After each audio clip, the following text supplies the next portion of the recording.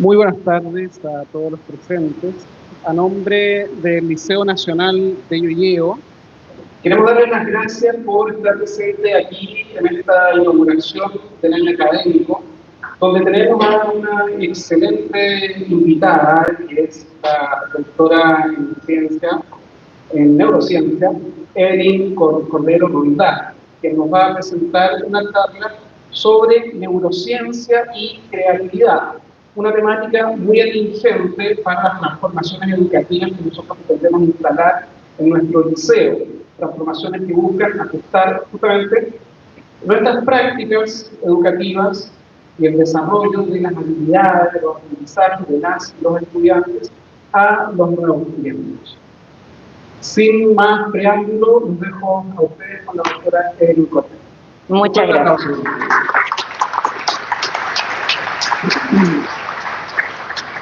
Muchas gracias, agradezco la invitación. Vamos a partir sin más para aprovechar el tiempo que tenemos destinado a esta charla. Va a haber preguntas, un espacio para preguntas también al final, y también espero hacerlos participar ahí entre medio. Lo primero que quiero decir, ¿cierto? Esta charla se llama Neurociencia y Creatividad, Estrategias para Desarrollar el Pensamiento Innovador.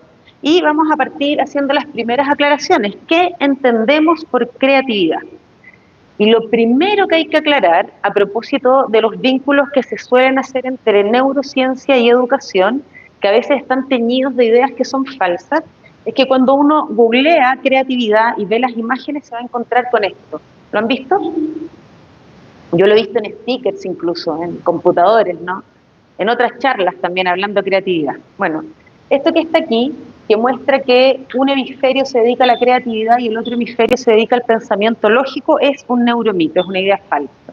Entonces lo primero que vamos a decir es que la creatividad no tiene que ver con estas ideas, que el cerebro funciona, ¿cierto?, en su conjunto, y que no existe esta idea de que hay un hemisferio dedicado a lo creativo y un hemisferio dedicado a lo lógico, y por lo tanto hay gente que tiene más desarrollado un hemisferio que otro y por eso es más creativa que otro.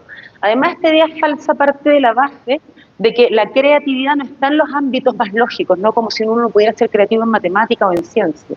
Y eso es una idea errónea de lo que es la creatividad, que es precisamente la posibilidad, ¿cierto?, de dar respuestas a necesidades o problemas en todos los ámbitos del conocimiento y en todos los ámbitos de la vida. La creatividad está presente en todo. Tendemos a pensar que está más presente en lo artístico. Es lo que nos han enseñado, que uno es creativo respecto del arte, pero se es creativo en ciencia, en matemática, en lengua, en todos los ámbitos de la vida. El ser humano se ha desarrollado en base, ¿cierto?, a la capacidad de crear, de ver cosas nuevas en aquello que todos los demás tal vez no somos capaces de ver esta novedad. La creatividad se compone de dos componentes, y esto es muy importante porque tendemos a pensar solo en uno cuando hablamos de creatividad. Estamos todos de acuerdo que cuando decimos que las personas son creativas están presentando, ¿no?, ideas, o estamos en presencia de lo novedoso, de lo original. La creatividad y la originalidad parecen ir muy de la mano y nadie cuestiona eso. Sin embargo, la creatividad tiene otro componente, y este es el que tendemos a dejar de lado, que es el componente de la pertinencia. Las respuestas creativas no solo son respuestas novedosas, también son respuestas pertinentes en el sentido de que sirven o se adecúan al contexto para el cual han sido creadas. Y se los voy a tratar de mostrar con ejemplos. Hay ejemplos diversos a lo largo de la historia de la humanidad, donde se han creado cosas que parecían novedosas, pero que no tenían el otro elemento, ¿no?, la pertinencia. Si uno va a los anales de los inventos, uno puede encontrar esta máquina, es una máquina para afeitar colectivamente. A alguien se le ocurrió que era un buen invento, no podemos negar que es novedoso, ¿no? Pero este caballero acá tiene claro que no es pertinente. Sabe que cuando la maquinita llegue donde él, parece que no va a ser buenas noticias, que parece que algo ahí no va a funcionar. Y es que la fisonomía del rostro de las personas es distinta. Entonces puede ser súper original pensar que podemos afeitar a varios al mismo tiempo, pero no tiene la otra patita, ¿no?, que es que sea pertinente. En cambio, podemos encontrar ejemplos de inventos, ¿cierto?, que uno dice, mira, nunca vi una copa de estas características. Realmente es novedosa, pero no es pertinente, ¿no?, por razones obvias. O tenemos algunos otros ejemplos donde uno dice, qué raro esto, pareciera que no funciona, pero funciona. Se resulta que uno podría tener un bálsamo de mantequilla para pasarla a la tostada y sirve. Es decir, que en esta lógica de originalidad y pertinencia pueden pasar cosas rarísimas y a veces como límite entre la originalidad y la pertinencia puede estar un poquito difuso porque tiene que ver también con que ciertas experiencias son más subjetivas. Por ejemplo, en Japón está muy de moda este platillo. Este platillo consiste en piedras.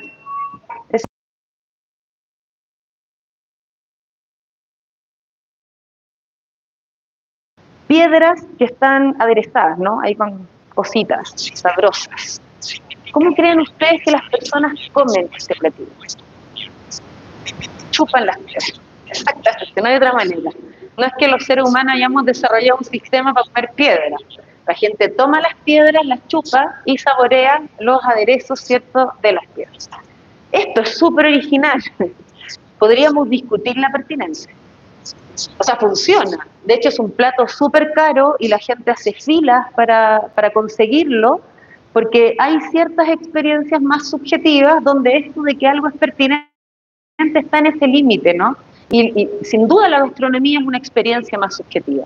Entonces, cosas como esta podrían ser efectivamente respuestas creativas, porque cumplen, o pareciera que cumplen, con estas dos aristas que tiene que tener la creatividad, ¿cierto? Tiene elementos de novedad, pero también de pertinencia o adecuación al contexto. Dicho eso, la creatividad, la innovación depende de lo que podamos desarrollar en términos de la creatividad. No podemos tener innovación si es que primero no desarrollamos la creatividad. Y acá les voy a contar lo que está pasando en innovación en el mundo. Hay un índice global de innovación que ¿cómo somos capaces de, en las escuelas, las instituciones educativas, mirar los problemas que tenemos, ¿cierto?, frente a nosotros en nuestros contextos y encontrar soluciones nuevas, ¿no?, soluciones innovadoras? Estos chicos hicieron una leña ecológica que contamina 99% menos, es decir, es francamente una solución increíble a un problema de su comunidad y por lo tanto es una idea innovadora. Hay un índice global de innovación que sale todos los años y que mide a muchas economías del mundo. Hasta el año 2003 eran 132 economías, en el año 2024 fueron 133 economías y Chile es parte de ese ranking. El ranking mide, entre otras cosas, el número de patentes que se sacan todos los años, cómo se hace vínculo entre la educación y la innovación, etc. Cuando uno mira los países con mayor innovación del mundo, uno puede ver cosas comunes, ¿no? Si uno va a mirar también estos países en términos de su desarrollo, se puede encontrar que son los países más desarrollados del mundo. Es decir, que hay un vínculo entre innovación y desarrollo y por lo tanto uno pudiera pensar, si uno mira, esto no es casual, ya que estamos en educación, si uno va a mirar, por ejemplo, los resultados en pruebas internacionales como PISA, uno también puede encontrar que estos mismos países son los que aprenden más, ¿no? Ahí se generan ecosistemas de creatividad cuando a los países les interesa la innovación. Y la innovación va de la mano de la creatividad de la mano del aprendizaje.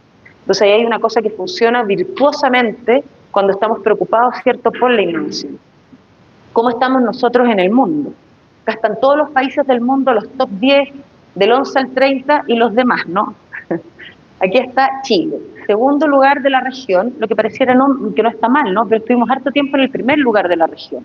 Llevamos 2 años consecutivos en que Brasil está en el primer lugar, nosotros en el segundo lugar. Uno podría decir, pero estamos segundo lugar en la región, eso no es malo. Pero si nos fijamos que eso está igual como los países más pobres del sur de África, si nos pareciera que no estamos eventualmente haciendo los esfuerzos que pudiéramos hacer con las características que tenemos como país para efectivamente invertir en innovación. E invertir en innovación significa también pensar en cómo esto permea a la educación y cómo la educación se convierte también en una educación que es creativa o que favorece la creatividad. Una de las cosas que mide ese índice global de innovación es la colaboración entre la educación y la industria, en el sentido de que la educación sea capaz de mirar cuáles son las necesidades que hay alrededor, como hicieron esos estudiantes, ¿no? Y ahí nosotros, esa es un área deficitaria. Hay otras también, pero en este espacio que es de educación me interesa mostrar esta área deficitaria para que después lo podamos reflexionar. Ahora, como sabemos que antes de ser innovadores tenemos que ser creativos, ¿cierto? Vamos a ver de qué se trata esto de ser creativo. Fíjense bien, la creatividad depende de 3 componentes cruciales. probablemente los conocen muy bien, no están en su repertorio educativo todo el tiempo. El conocimiento, parto por acá. No se puede ser creativo sobre lo que no se sabe. Entonces, esa idea de que uno es más creativo siempre desde lo artístico, si alguien sabe mucha matemática, puede ser muy creativo en matemáticas, por ejemplo. Si alguien sabe mucho de arte, también puede ser creativo en arte. Es decir, mientras más dominio tengas de un tema, más posibilidades hay de ser creativo en ese tema. No se puede ser creativo en algo sin el conocimiento necesario para ser creativo en ello. Primera cosa. Segunda, se necesitan habilidades del pensamiento. La creatividad depende de funciones ejecutivas, capacidad de prestar atención, control inhibitorio, lo vamos a ver después con más detalle, pero depende de ciertas habilidades para poder dar cuenta de una tarea de creatividad. Y por último, requiere motivación, porque las tareas que implican creatividad también tienen frustración. Esto de combinar estas dos cosas, ¿no? Ser novedoso y ser pertinente, no es algo que uno da todo el tiempo con eso, por eso no siempre estamos en presencia de respuestas creativas. Cuando vemos algo que es creativo, nos sorprende y decimos, mira, esto sí es creativo. Es difícil dar con eso. Por lo tanto, se requiere motivación para sostener la frustración y mantener la motivación durante el proceso creativo, ¿cierto? Que puede ser más extenso o menos extenso. Dicho eso, la creatividad se estudia de una manera muy interesante y es la que vamos a poner a prueba acá en este momento. Para poder estudiar un fenómeno y sobre todo llevarlo a un laboratorio, uno tiene que simplificar el fenómeno y tiene que poder contrastarlo. Entonces uno tiene que tener un modelo que me muestre una parte del fenómeno y otro que me permita hacer ese contraste para ver si estoy en presencia o no de ese fenómeno. La creatividad se estudia contraponiendo pensamiento divergente con pensamiento convergente, entendiendo que el pensamiento divergente es el pensamiento que si me dan un estímulo gatilla muchas respuestas posibles, distintas entre sí, donde ahí se pueden dar pensamientos creativos. En cambio, el pensamiento convergente, un estímulo va hacia una respuesta única, generalmente correcta. ¿Se entiende esa diferencia? Veamos.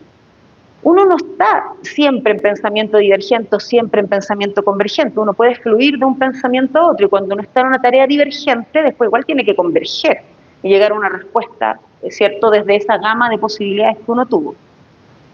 Entonces, por ejemplo, si yo hago preguntas en la escuela, como dime el resultado de esta suma, o cuáles son las características de la retina, o menciona los verbos en inglés, son todas preguntas que apelan a un tipo de pensamiento que es el pensamiento convergente.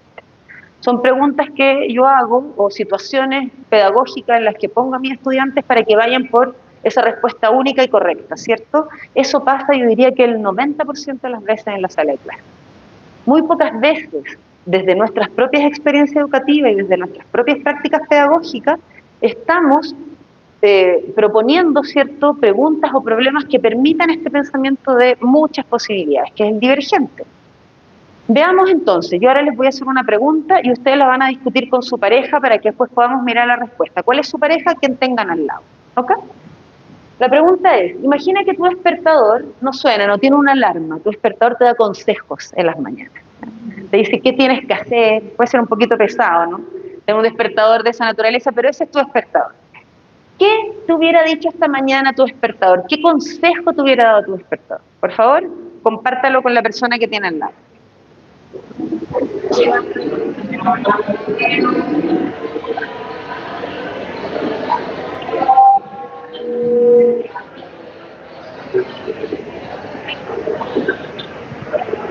No es que yo sea divina.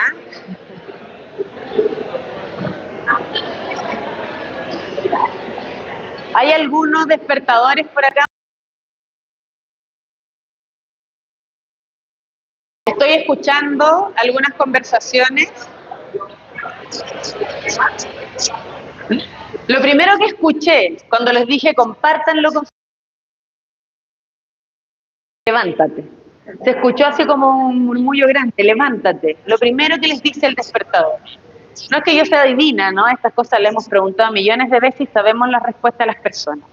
Luego el despertador, algunas personas les dice, oye, muévete, haz ejercicio, empieza a cambiar esta vida, ¿cierto? Un poquito más de movimiento no te viene mal. Otros les dan consejos como aliméntate mejor y después nos vamos, si lo vemos, está simulada una gráfica desde la respuesta más común hasta las respuestas menos comunes como cuida a tu mascota, adopta, no compres y cosas por el estilo. Es decir, cuando vemos en la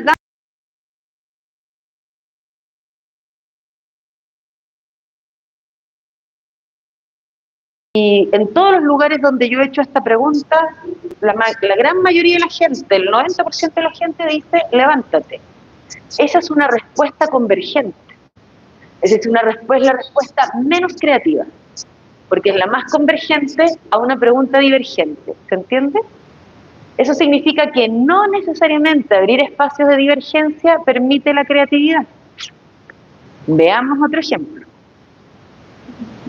Vienen los extraterrestres a la Tierra y quieren conocernos muy bien, ¿cierto? Quieren llevarse un solo objeto, uno solo, de todos los objetos posibles, para entendernos mejor. ¿Qué objeto le darías tú al extraterrestre y por qué? Vamos, cuéntele a su pareja.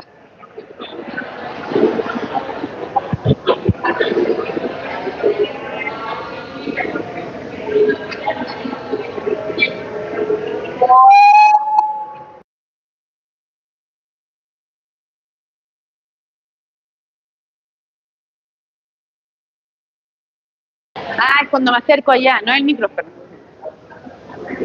Ya. ¿Alguien quiere comentar qué objeto le pasaría al extraterrestre?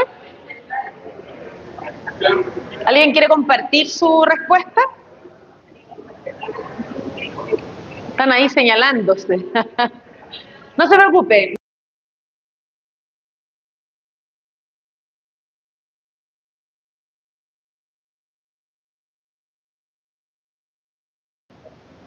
Cuando hacemos esta pregunta pasa lo siguiente, la gente responde el teléfono, ¿cierto? El teléfono tiene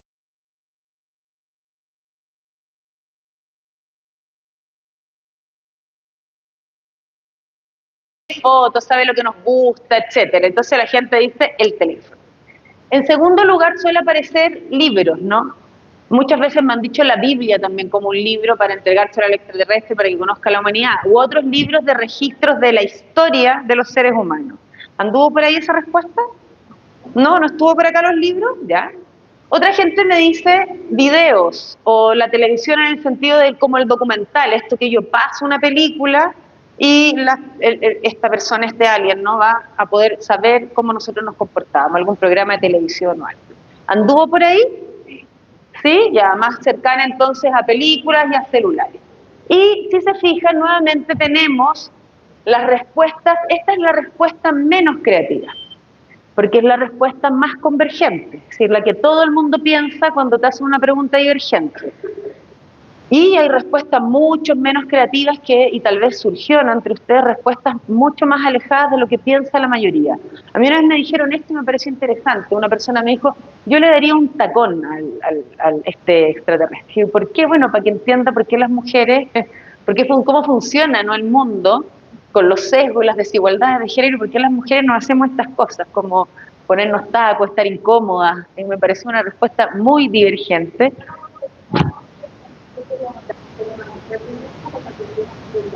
Ah, bueno, un poco lo mismo.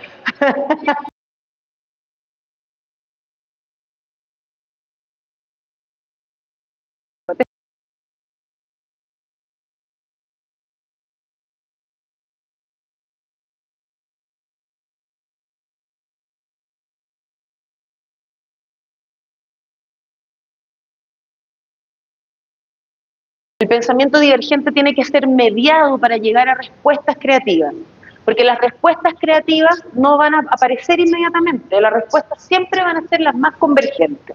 Y acá lo vimos en ambos casos, yo lo escuché incluso como una ovación, levántate, la primera respuesta. Entonces tendemos a dar respuestas convergentes aunque la posibilidad de diverger esté. Entonces, ¿cómo lo logramos? Mediando, que en eso somos expertos y expertas los profesores y profesoras, ¿no? Veamos entonces, ahora vamos a mirar de qué se trata la neurociencia, cómo se estudia en neurociencia la creatividad. Les voy a mostrar cómo funciona un cerebro de una persona creativa y el de una persona no creativa. Esto de ir de pensamiento divergente y pensamiento convergente pasa exactamente igual en la neurociencia, una manera de poder hacer un experimento. Lo que se hace es que se sientan a personas, depende de lo que uno esté tratando de estudiar, en distintos aparatos y se les pide, piense algo que sea convergente versus algo divergente. Por ejemplo, a las bailarinas se les dice, piensen un baile conocido. Ese baile conocido es el vals. 1, 2, 3, 1, 2, 3, 1, 2, 3. Entonces están pensando en un vals y estamos viendo lo que pasa en su cerebro mientras piensan en un vals, por ejemplo. Y en el lugar divergente le dice improvise un baile. Entonces ahí tengo un pensamiento convergente, el vals versus un pensamiento divergente, improvisación. También se ha hecho con pianistas de jazz. Se les dice piensen tal melodía, y piensa una melodía común, ¿cierto? Y luego improvise. Y podemos saber lo que está pasando en el cerebro, en una condición, en otra condición y comparar. Entonces, esto se puede hacer a través de resonancias magnéticas, donde uno puede mirar exactamente cuáles son las áreas involucradas.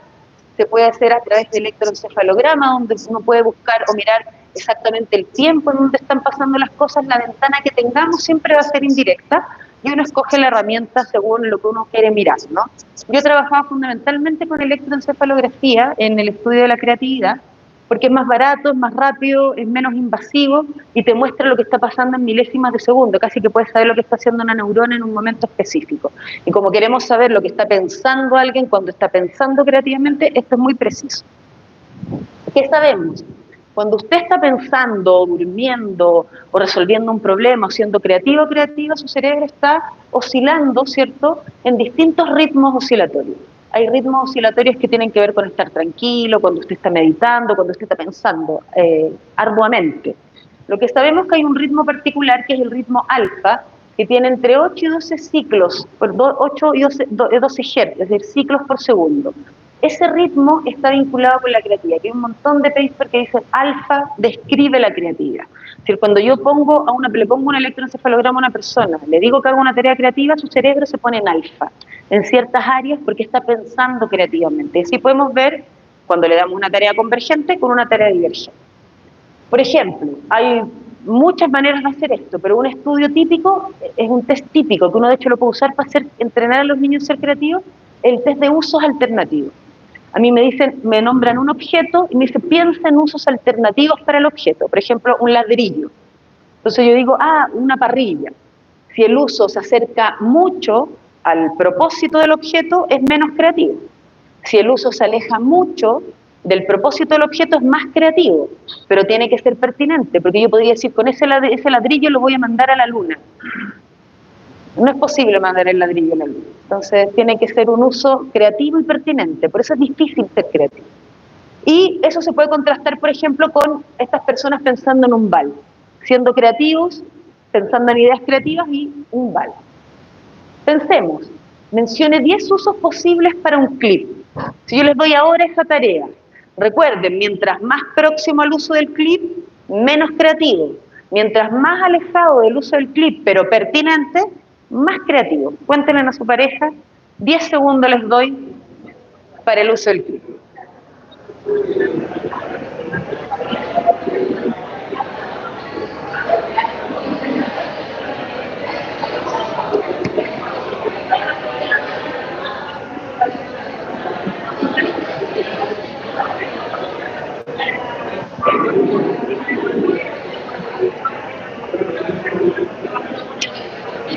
Tiempo. Se acabó el tiempo. Me encantaría que lo pensaran.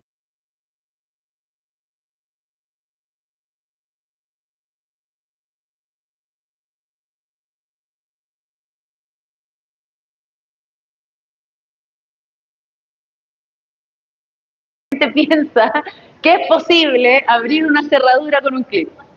Eso pasa en las películas. Pero estas serían las ideas menos creativas, que son las ideas más comunes que dan las personas. ¿Quiénes dieron estas ideas? ¿No? Parece que estamos más creativos.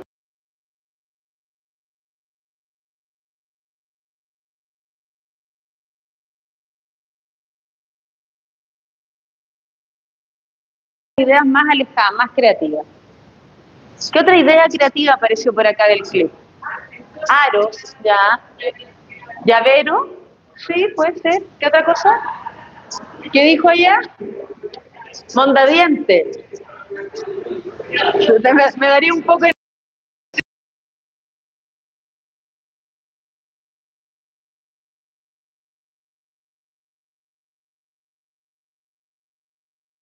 Depende, a mí me da como nervio lo del metal en el diente, pero podría servir. Podría servir. ¿Se fijan? En la medida que uno empuja, uno es capaz de ir hacia ideas más creativas, y esto es un test muy famoso y uno lo puede jugar con sus estudiantes. Bueno, cuando las personas hacen este test, acá usted puede ver la gente pensando en usos alternativos y la gente, el control pensando en el VAL. El control es la idea no creativa. Estos son muchas personas a la vez, y lo que podemos ver acá en la barra es que mientras más azulito hay más poder de alfa, porque lo que se mide es lo que está pasando en alfa, que es, sabemos que es la banda de frecuencia que describe la creatividad. Entonces, lo primero que quiero que vean simplemente es que es distinto, que el cerebro funciona distinto cuando está en una tarea creativa y cuando está en una tarea no creativa. Su cerebro en este momento, cuando ustedes intentaban ser creativos, estaba en una frecuencia específica intentando ser creativo. ¿Ok? Es lo primero que hay que decir. Lo que significa que cuando ustedes le dan la oportunidad a sus estudiantes de ser creativos, su cerebro se está entrenando para eso. Y uno es mejor en algo en la medida que más lo entrena. Lo otro que les quiero decir es que cuando la gente da respuestas al test, uno los puede poner en un ranking. Y puede decir, estas personas son súper creativas y estas personas son muy poco creativas. Y uno corta en algún minuto y dice, acá están los no creativos y acá están los creativos. Porque como en todos sabemos cuáles son las respuestas más creativas, los usos alternativos del clip, del ladrillo, de lo que sea, ¿no? Entonces, las personas más creativas, su cerebro funciona diferente de las personas menos creativas. En este caso, fíjense, lo más azul, como que estos investigadores usaron la barra de colores al revés, en general uno pone en rojo lo que tiene más poder y lo pusieron en azul. Si ustedes se fijan, podemos ver que acá las personas menos creativas tienen más poder de alfa acá en la corteza prefrontal, ya les voy a explicar por qué. En cambio, estos tienen mucho alfa acá en corteza prefrontal y tienen alfa acá más en este hemisferio que en este y en esta zona que en esta. O sea, es diferente. Un cerebro creativo, la gente más creativa, su cerebro funciona distinto de la gente menos creativa. ¿Por qué? Primero, la creatividad es dominio dependiente. Y esto es lo primero que hay que saber y decir. Esto quiere decir que estas personas más creativas que yo les estoy mostrando acá son más creativas en la tarea de uso alternativo, es decir, más creativas en términos verbales. Pero yo podría ponerlas en una tarea de dibujo y tal vez no son tan creativas como en términos verbales. Porque como la creatividad es dominio dependiente, uno puede ser creativo en un área y no creativo en otra área. Yo puedo ser creativa, no sé, en la cocina, pero no ser creativa escribiendo poemas, qué sé yo. O sea, es dominio dependiente, porque depende, como dijimos antes, del conocimiento que uno tiene, de las habilidades que uno tiene, etcétera, también de las preferencias que uno tiene. Entonces, eso es lo primero. Y lo segundo es que la creatividad depende de funciones ejecutivas. Si hay un lugar donde uno desarrolla funciones ejecutivas en la vida, es en la escuela. Nosotros llegamos a la escuela y ahí las cosas se regulan y aprendemos a usar de mejor manera y de manera eficiente nuestras funciones ejecutivas porque las orientamos a una meta. Las funciones ejecutivas dependen de nuestra corteza prefrontal, que está acá, ¿no?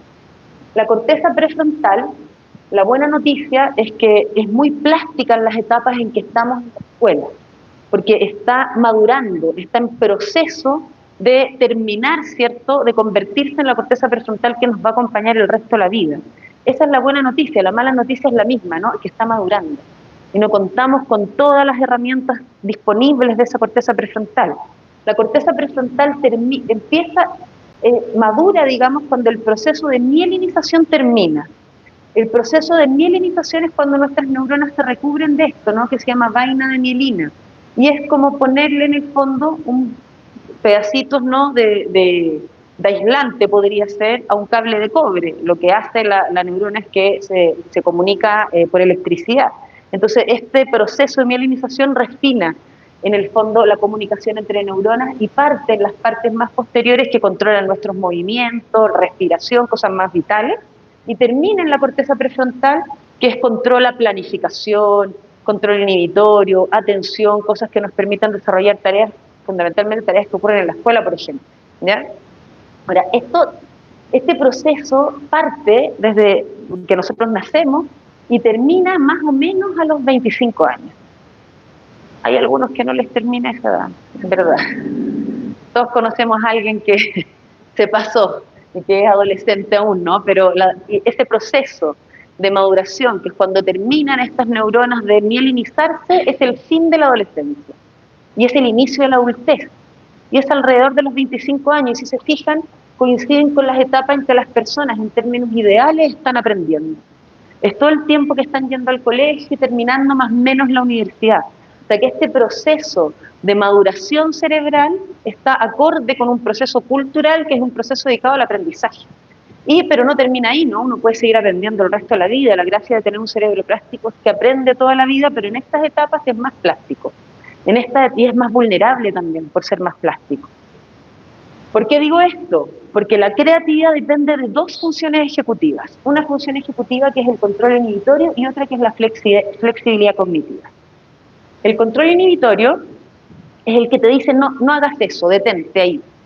Por eso a los adolescentes les cuesta eso. Uno dice, pero ¿por qué hizo tal cosa y no pensó en las consecuencias? Bueno, porque no está todavía maduro su corteza prefrontal y el control inhibitorio es lo que les permite pensar en esas consecuencias. ¿Por qué nos detenemos en un rojo? Porque lo tenemos súper incorporado y nuestro control inhibitorio hace que nos tengamos que detener, ¿no? O sea, de hecho, hay estas cosas las automatizamos incluso. Pero hace eso el control inhibitorio. Evita que nos vamos por cierto camino y nos permite ir por otro camino, por ejemplo. Y la otra función ejecutiva es la flexibilidad cognitiva, y esto también se desarrolla. Hay gente con personalidad más flexible y menos flexible, pero es una función ejecutiva. Eso quiere decir que cuando te enfrentas a algo que no va por el camino que tú querías, ¿no? Eres capaz de tomar salidas alternativas, irte por otros caminos y resolver. La flexibilidad cognitiva es una función ejecutiva. ¿Qué hemos visto de la creatividad? Hemos visto, aquí está de nuevo esa gente que es creativa. Acá les quiero mostrar solo lo que pasa en el cerebro de la gente creativa en la tarea verbal. Cuando a la gente que es más creativa le preguntan por una tarea verbal, lo que podemos ver acá es el poder de alfa en las distintas regiones. Las partes más frontales, centroparietales y las partes occipitales. Eso es lo que está descrito ahí. Y podemos ver que hay más alfa en este hemisferio y que hay parte acá como harto alfa y después se va por acá harto alfa y que acá no pasa tanto eso. ¿Por qué pasa esto? Porque lo que está haciendo el cerebro es que está manipulando sus recursos para que haya más control inhibitorio y más flexibilidad cognitiva. Lo que pasa es cuando aumento el poder de alfa en este lado de mi cerebro, tiene que ver con que quiero liberar recursos en este lado del cerebro. Esto es contraintuitivo, no es que más actividad significa que están pasando más cosas aquí.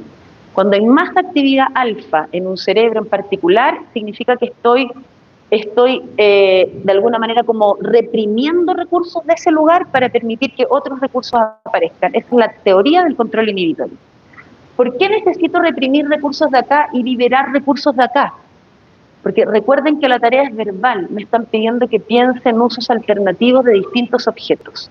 ¿Qué pasa entonces? Que mis habilidades verbales están en este hemisferio del cerebro. Entonces, cuando yo inhibo recursos de acá, libero recursos de acá. Y mientras libero recursos de acá, permito la búsqueda o la exploración más amplia de esos recursos. Por eso depende de control inhibitorio y de flexibilidad cognitiva ser más o menos creativo. El cerebro que está funcionando de esta manera de una persona más creativa es como si tuviera un switch. Tiene la capacidad de regular sus recursos y de controlar áreas, ¿no? Y controlar lo que necesita para responder creativamente. Y además lo hacen de forma mucho más eficiente, se demoran menos. Y eso es porque un cerebro se puede entrenar para ser creativo. Y los cerebros más creativos de las personas, no es que sea el cerebro, ¿no? De las personas más creativas tienen esa capacidad como de botoncito, ¿no? De control los recursos, y uno lo puede ver completamente distinto si la tarea es de dibujo, por ejemplo. Si la tarea es de dibujo, lo que aparece como más reprimido son áreas que no tienen que ver con la parte donde uno dibuja, con la parte occipital, por ejemplo, porque libero recursos occipitales y en cambio reprimo recursos de otros lugares. Entonces me lo paso en este como switch de retener y liberar para poder dar respuestas creativas, porque ser creativo parece una cosa muy difícil y no lo hace todo el mundo. Ahora bien, hemos escuchado, supongo, esto bastantes veces, ¿no lo han escuchado? La escuela mata la creatividad. Es como otra cosa que recae en la escuela, como que todos los males del mundo terminan de alguna manera teniendo la culpa en algún nivel, ¿no? En la escuela. Yo me he hecho esta pregunta muchas veces. ¿Es posible que la escuela mate la creatividad? A mí me parece que sería un contrasentido increíble, porque todos los elementos que se necesitan para ser creativos están en la escuela. La escuela trabaja el desarrollo del conocimiento, ¿no? Es uno de sus mandatos fundamentales. Los niños y las niñas vienen acá a aprender, y aprender de manera integral. Entonces el conocimiento es parte vital de lo que hace la escuela, ¿no? En la escuela se trabajan habilidades de pensamiento, por supuesto. Es decir, acá se entrenan prácticamente todas las funciones ejecutivas con las tareas, con los desafíos que les damos a diario a las y los estudiantes. Motivación, bueno, de eso se trata la pedagogía casi, ¿no? De poder ver cómo es que somos capaces de estimular a las y los estudiantes a aprender e interesarse por las cosas. Y yo creo que por acá podría haber tal vez algún problema entre pensamiento divergente y convergente, en tal vez darle más espacio a este pensamiento de acá y poder equilibrarlo un poco más con el pensamiento de acá, pero ya sabemos que no basta con darle espacio. Además de darle espacio, debemos forzarlo un poquito. Y acá es donde vienen las estrategias que yo dije al principio en el título. Esto no es solo teoría, vamos a ver un poquito de estrategias y con esto voy a cerrar. La escuela tiene un mandato. Ustedes, las personas que están en educación, son garantes de un derecho. Nada más ni nada menos que el derecho a la educación. O sea, uno de los derechos más relevantes que tiene el ser humano. Se le conoce como derecho habilitador. ¿Saben por qué es eso? Porque te habilita para el mejor uso de otros derechos. Si tienes más educación, ejerces mejor otros derechos, como derecho a la salud, derechos sexuales y reproductivos, derechos de todo tipo, ¿no? La educación, tanto es así que las personas con más años de estudio viven más incluso. O sea, es un derecho habilitador por donde se le mire y por lo tanto es fundamental y fundante. Dicho eso, acá esto es lo que se me ocurrió cuando dijimos algo se ocurrió. ¿Cómo hacemos lo necesario, no con ese otro ahí, posible? ¿Cómo hacemos lo necesario posible? Y ahí las respuestas ya no están en la teoría, siempre son metodológicas. Y las respuestas ahí las tienen ustedes, y yo les voy a mostrar qué dice la evidencia. Las evidencias dicen que la creatividad se desarrolla mejor bajo ciertas metodologías. La buena noticia es que no les voy a contar nada nuevo. Son metodologías que ustedes usan habitualmente y que las conocen muy bien y probablemente saben perfectamente, a propósito de todo lo que hemos conversado, por qué funcionan. Lo primero es que el aprendizaje funciona mejor cuando los niños y las niñas trabajan con sus pares y nosotros nos convertimos en buenos mediadores. Esto se ha medido en todos los niveles, pero este estudio me gusta porque este es un estudio de Harvard donde se le preguntó a los estudiantes cómo piensan que aprenden mejor. Y la mayoría decía que aprende mejor en clases expositivas, lo que estamos haciendo ahora. Pero sin duda, esto no es igual a que yo los ponga a hacer un trabajo y ustedes levanten sus propias teorías y después las discutamos como sería en una clase donde yo les invito a trabajar en conjunto.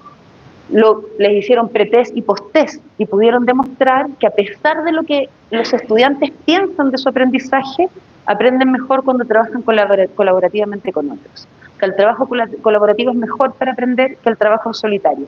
Pero no solo eso, el trabajo colaborativo es mejor para aprender en forma creativa.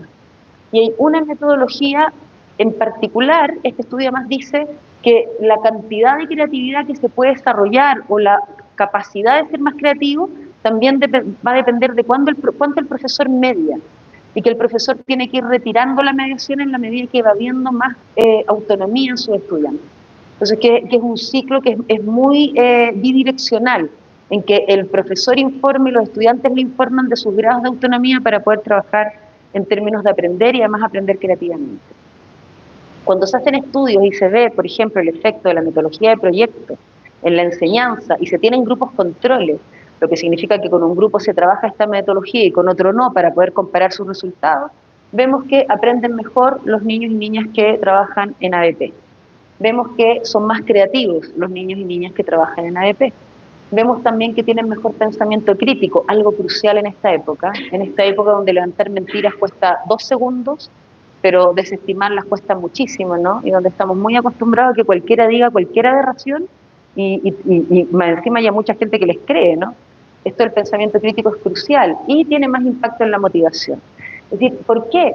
Porque el ABP tiene una metodología que permite, entre otras cosas, la creación en donde yo aplico mis conocimientos para dar solución a problemas que además emanan de aquello que yo he investigado.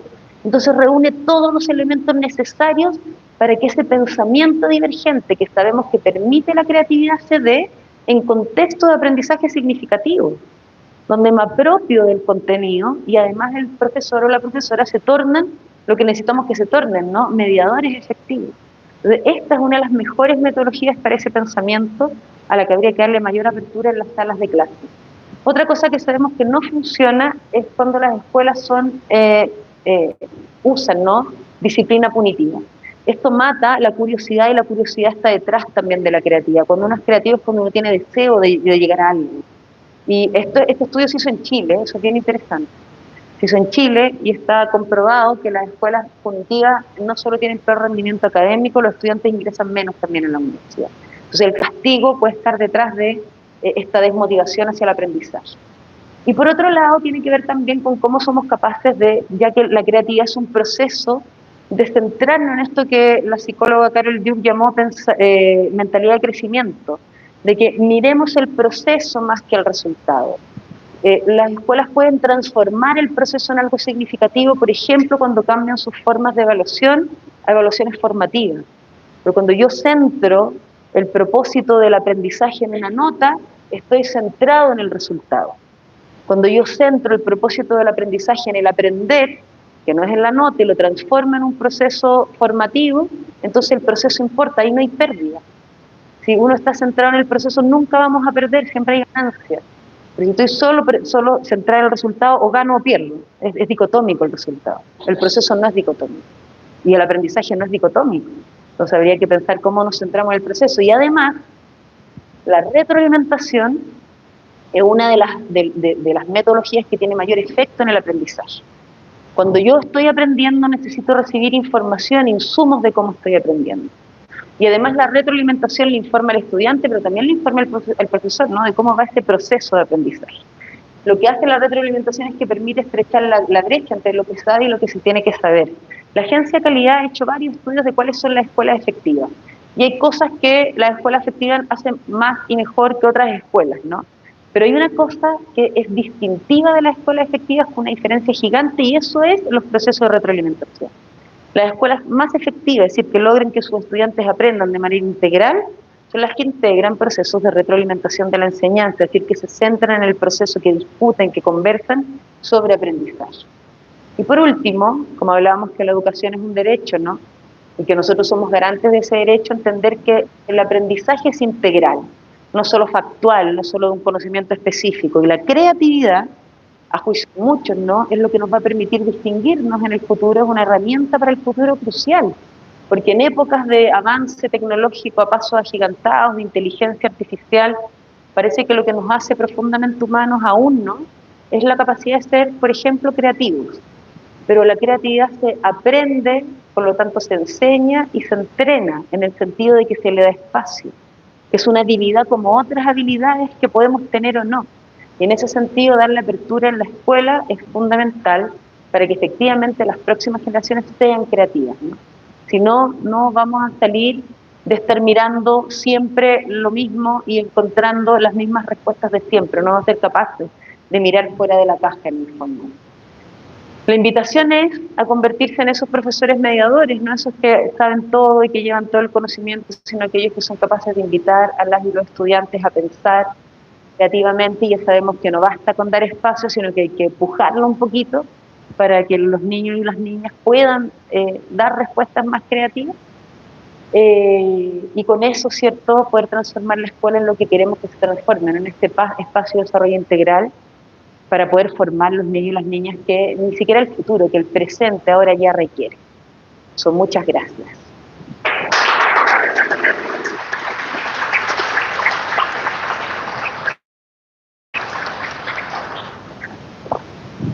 Quiero saber si tiene alguna pregunta sobre esto que hemos conversado hoy día, algún comentario sobre la creatividad.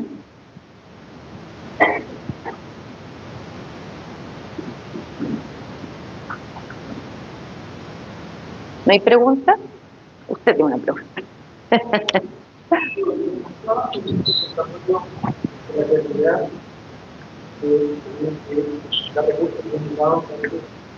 Pero afectaba al niño comunitario. ¿Y qué afecta que el niño no publica el Depende de creativo en qué, ¿no? Porque como la creatividad es dominio dependiente, las personas pueden ser creativas en el ámbito de la comunicación y ser menos creativas en el ámbito, no sé, plástico, qué sé yo. Lo que sabemos es que el cerebro va a inhibir y permitir que se expresen los recursos según la tarea de creatividad que se me está pidiendo. Y como sabemos que la creatividad está en todos los ámbitos Lo que deberíamos hacer en la escuela es desafiarlos creativamente en todos los ámbitos, y eso significa en todas las clases. Debería tener desafíos creativos o pensar la creatividad de manera transversal. La matemática debiera poder tener desafíos creativos, lenguaje, educación física, arte, música, en todos los lugares, porque eso permitiría que el cerebro, ¿cierto?, pase por toda la combinatoria de posibilidades, ¿cierto? Y en algunos casos voy a ser más creativo, en otros menos, pero voy a tener la posibilidad de entrenar en todos los escenarios posibles. Cuando la creatividad es una habilidad compleja que requiere una serie de funciones a la base y que se desarrollan todas las áreas, pero de manera diferente. El cerebro no va a funcionar igual ante un desafío creativo verbal que ante un desafío creativo de otra naturaleza, matemático, por ejemplo. Va a funcionar distinto. Por eso es que debemos lograr o intentar desafiar creativamente a los estudiantes en todos los ámbitos educativos posibles. Eso significa tomar conciencia de si estamos desarrollando o no la creatividad y cómo lo estamos haciendo, porque implicaría planificar para la creatividad. Toda la política pública dice que tenemos que desarrollar creatividad y pensamiento crítico. Ahora, cómo uno lo ve presente en la sala de clase, cómo se operacionaliza, cómo se baja, cómo se planifica, ahí es donde hay que ir a mirar, pero cuando lo medimos no nos va tan bien. O sea, primero nos fue pésimo. La primera vez que se midió esto se midió en PISA en el año 2014 y fuimos el peor país de PISA, casi estuvimos como en los 3 últimos de 50 países. Después se volvió a medir el 2023 y ahí nos fue mejor, pero todavía estamos por debajo de los países de la OCDE, estamos parecidos a lo que aparece en el ranking de innovación. O sea, lo que significa que no estamos intencionando el desarrollo de las habilidades de creatividad en la escuela. Pero cuando se mide nos muestra que no nos va muy bien.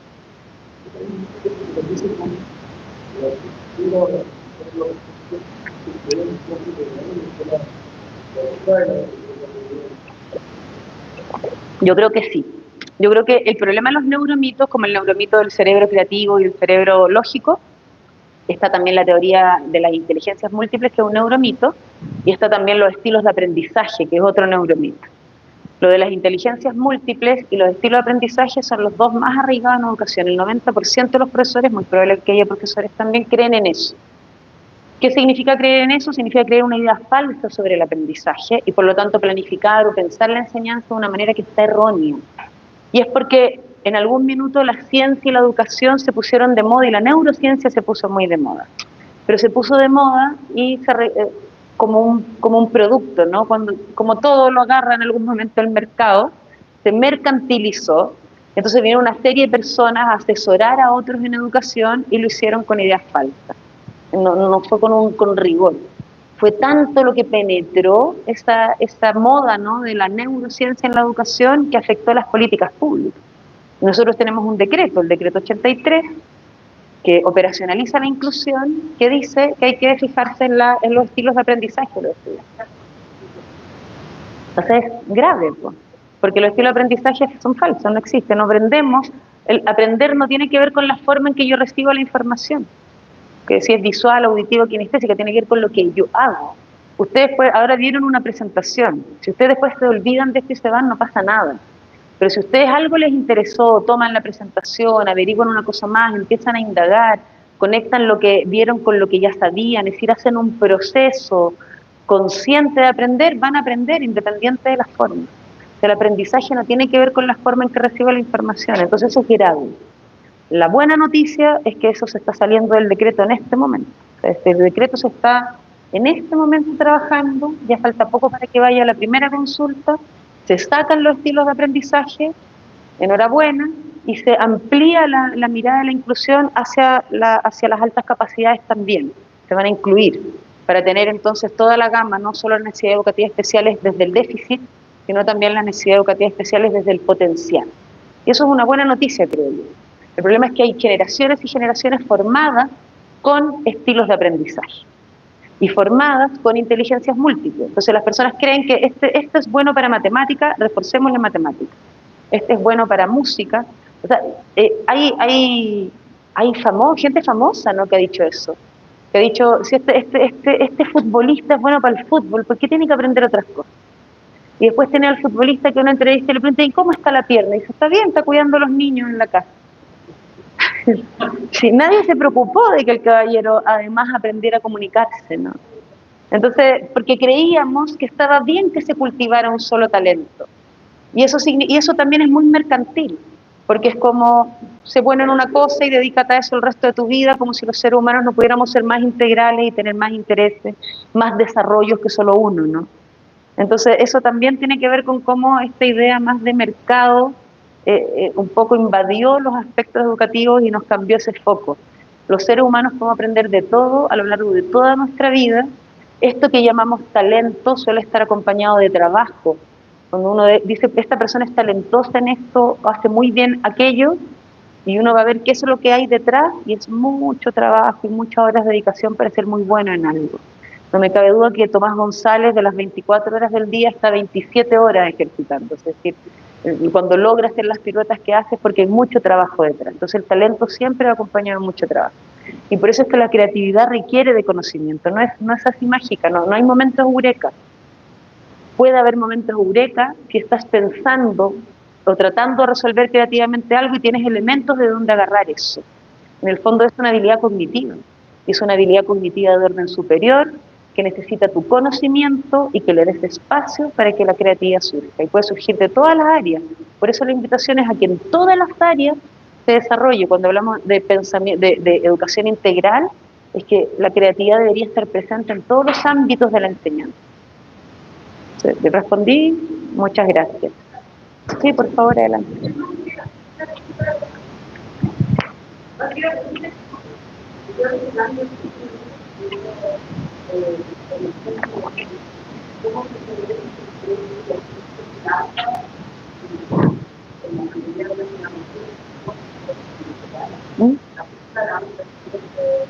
Convergente. Pero también se evalúa el pensamiento divergente. De hecho, hay preguntas más divergentes. PISA, por ejemplo, incluyó hace nada. Yo creo que hay que poder separar lo que es la medición estandarizada para medir de manera censal a todos los estudiantes de un país. Se necesita elaborar preguntas que cumplan con ese propósito, ¿cierto? Y son preguntas estandarizadas. Miden una cosa en particular, cobertura curricular fundamentalmente, y tienen un propósito particular, pero la educación, que es nuestro propósito, no se puede, claro, supera con creces, eso es un elemento que es cómo se mide, se evalúa la calidad de la enseñanza, que eso es lo que mide el CIMSE, ¿no? Y ahí podemos discutir si es eso lo que mido, si más bien mide otras cosas, pero en la enseñanza, en este mandato de ser garantes de un derecho, desarrollar integralmente a un ser humano, si te pasas toda la vida en ese tipo de preguntas, en ese tipo de estar pescando, ¿no? Y cercenando la posibilidad de abrirse al pensamiento divergente, porque ser divergente no es nada sencillo. Lo vimos aquí. O sea, ustedes mismos, cuando yo los desafío a ser divergentes, no les sale rápidamente, porque a ninguno de nosotros nos sale lo creativo rápidamente. O sea, es una tarea, cuesta, porque depende de nuestra experiencia, nuestros conocimientos previos, etcétera. Entonces, yo insisto en eso, hay que tener apertura al pensamiento divergente, pero además hay que moverlo, hay que impulsarlo. No basta con abrir el espacio, porque si no nos vamos a encontrar con puras respuestas convergentes, aunque la pregunta, el desafío sea divergente. Y hay metodologías para eso. Una de las mejores y con mayor evidencia es la de proyecto. La metodología de proyecto pone un problema y tú partes con un problema, pero no tienes idea cuál va a ser la solución. Eso ya es divergente, porque la solución depende de lo que se investigue, de lo que se cree, de lo que se discuta, de lo que decida los y las estudiantes. Entonces, y además es en base al currículum. Tú lo puedes trabajar con el currículum, por lo tanto soluciona dos cosas. Te permite, ¿cierto?, trabajar a partir del currículum, que es uno de nuestros mandatos, ¿cierto?, pero también te permite abrir espacio a la divergencia con una metodología específica adaptada a ello. Y así hay otra. Yo pongo la metodología de proyecto, a mí me gusta mucho y además hay mucha evidencia sobre ella, pero hay muchas más, es decir, que la posibilidad está. El punto es entender cómo, en qué momentos no lo permitimos y cómo además lo potenciamos. Yo diría que hayan evaluaciones estandarizadas no significa que la escuela deba estandarizarse en ese sentido. De la enseñanza no necesariamente se estandariza en el sentido de que pasa solo por ese tipo de desafíos, sino que el desafío es macro. Y cuando uno trabaja por esos desafíos más grandes, ¿no?, y trabaja con una perspectiva más grande, en general además como consecuencia le va bien en las pruebas estandarizadas. Porque lo que uno logra es que los estudiantes aprendan. que cuando un estudiante aprende o sabe algo, lo puede dar cuenta de eso en el formato que sea, en el fondo.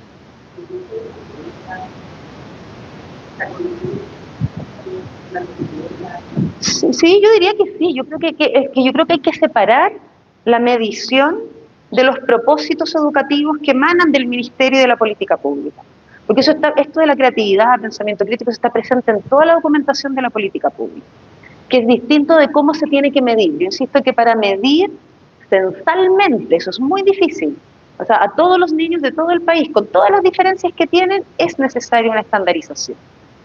El problema es que esa estandarización, esa medición, provoque como respuesta que la enseñanza se centre en el CIMSE. Eso sería un error. De hecho, está documentado. Hay Cristian Beley, que es un investigador de la Universidad de Chile, ha investigado harto esto y describió el fenómeno como el estrechamiento curricular. Y lo quiero mostrar.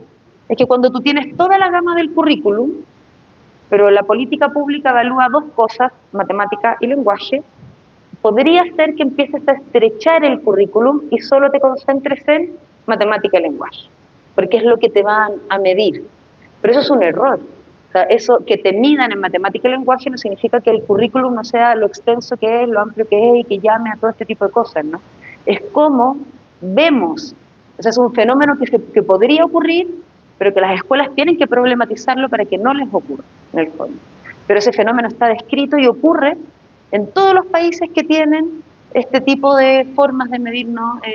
Que se llama sistemas de rendición de cuentas, que es cómo se mide la calidad de la educación, cómo se mide el desempeño de los profesores. Ahí es otro tema también lo que pasa con la evaluación docente.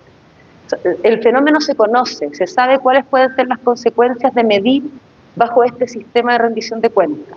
Lo que hay que hacer es cómo en conjunto, ¿cierto?, se reflexiona y no se permite este estrechamiento curricular, porque eso sería una grave violación de un derecho, ¿no?, que es que en vez de yo desarrollar el aprendizaje integral, me centro solo en dos aspectos. Respondo un poco a tu pregunta, pero no es que desde el ministerio emane eso, sino que a veces en las distintas bajadas se empieza a perder el foco de qué es la educación y cuál es el propósito de la enseñanza. Sí, claro, luego, dale.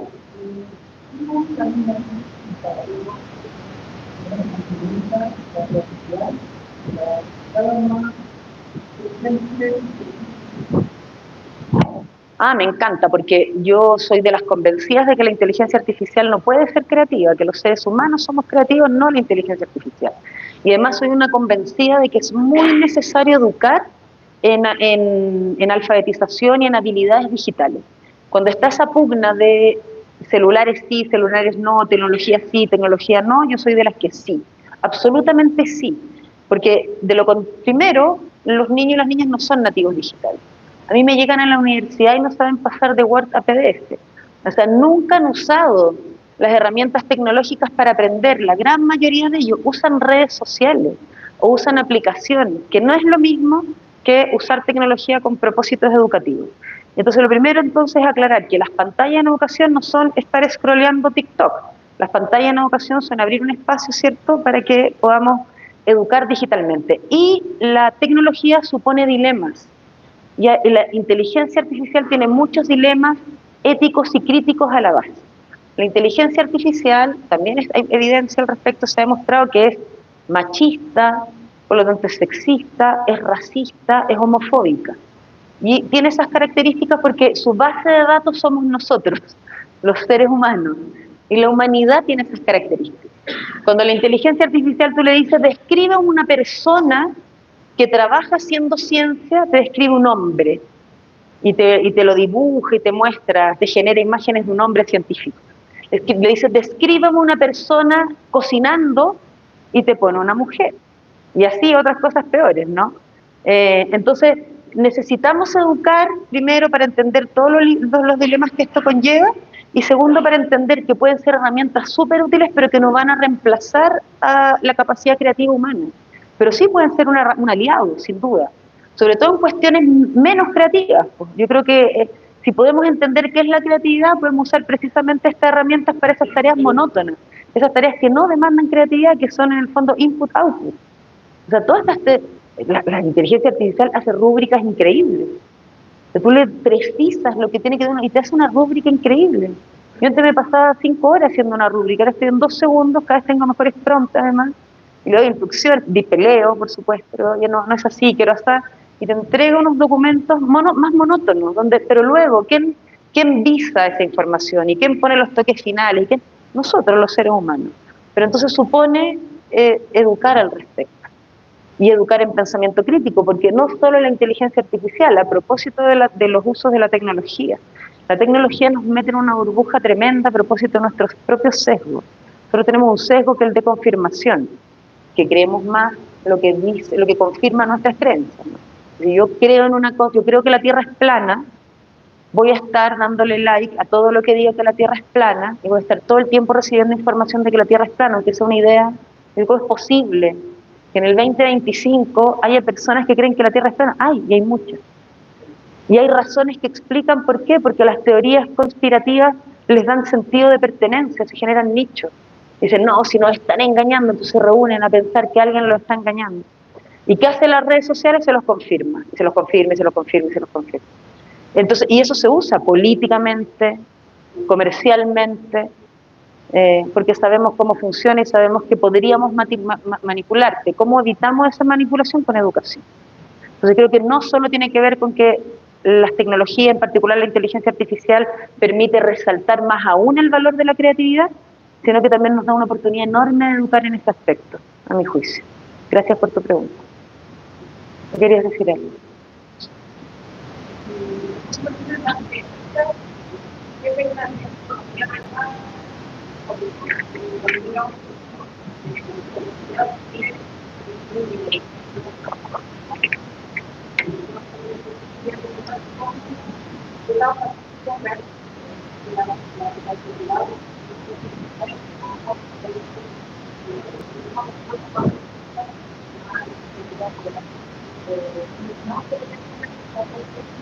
Sí, claro.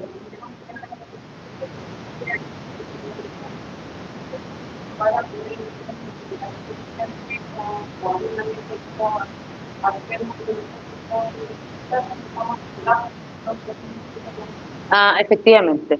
Sí, como la creatividad supone miradas nuevas, más que ser adulto, los seres humanos, nuestros cerebros son máquinas de predicción, están todo el tiempo evaluando lo que va a pasar más adelante y anticipándolo.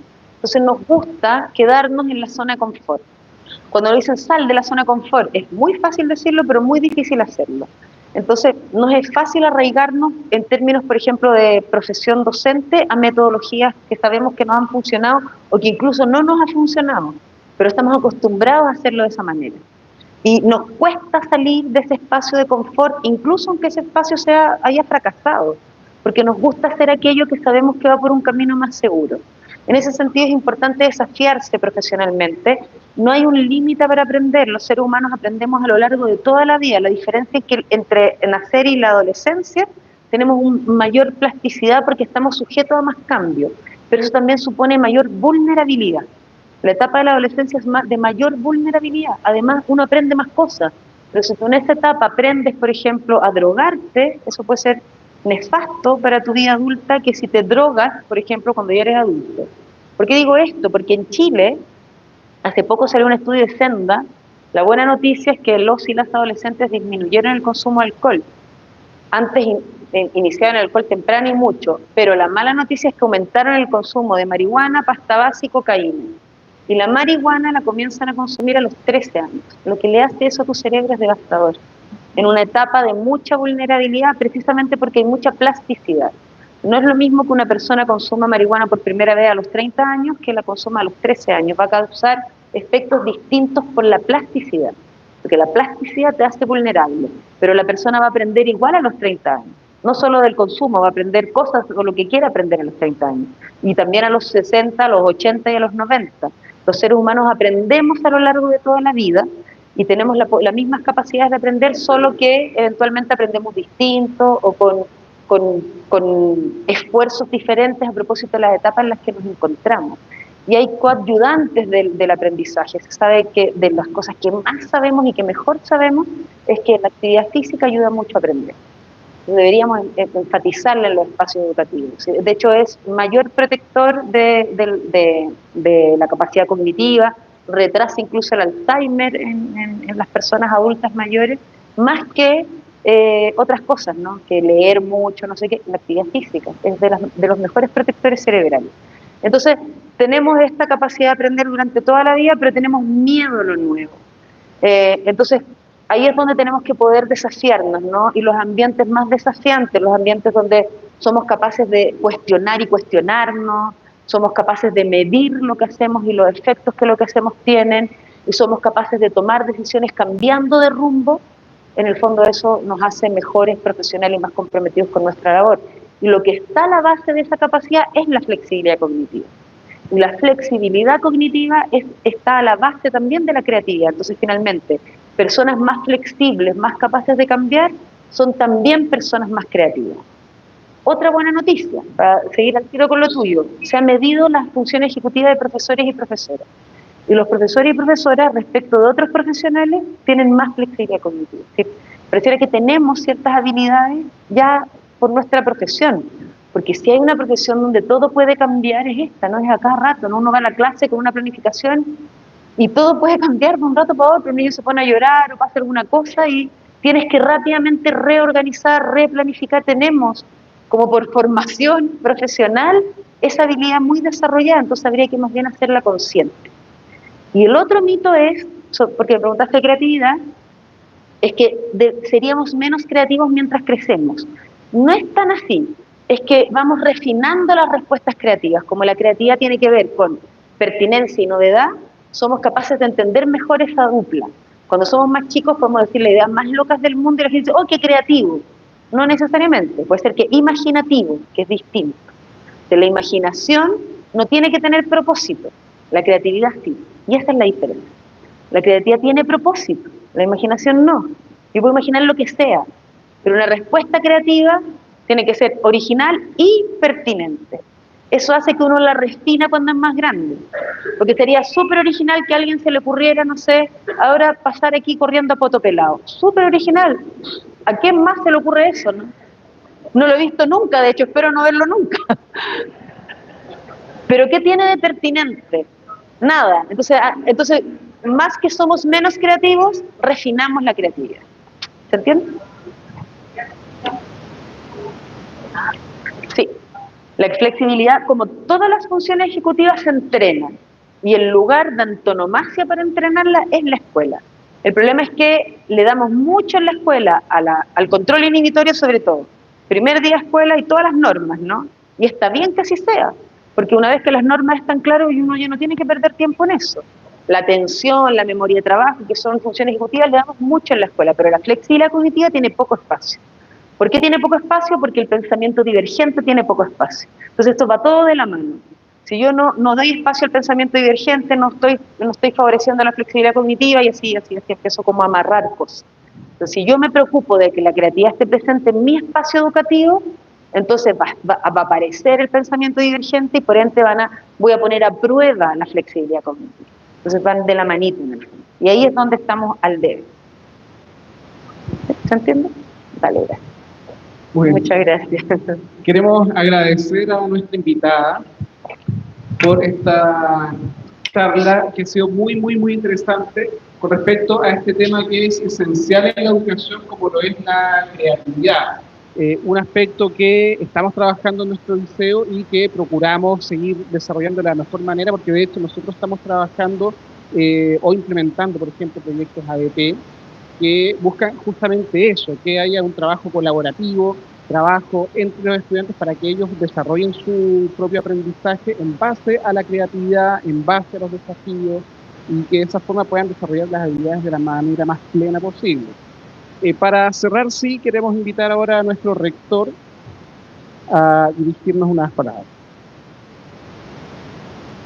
Bien, muy cortito quiero agradecer a Evelyn por estar con nosotros. Y que fijarse en la entrada, nuestro liceo tiene un propósito, que el aprender importa. Pero también el liceo aprende. Y creo que hoy día es una oportunidad muy importante estar contigo, que estamos aprendiendo todos, tanto profesores, apoderados, y hoy día compartimos contigo y quiero hacerte regalo, un regalo que le hacemos a todos los estudiantes que terminan su trayectoria y han estado de pre-kinder a cuarto medio del liceo. Y queremos también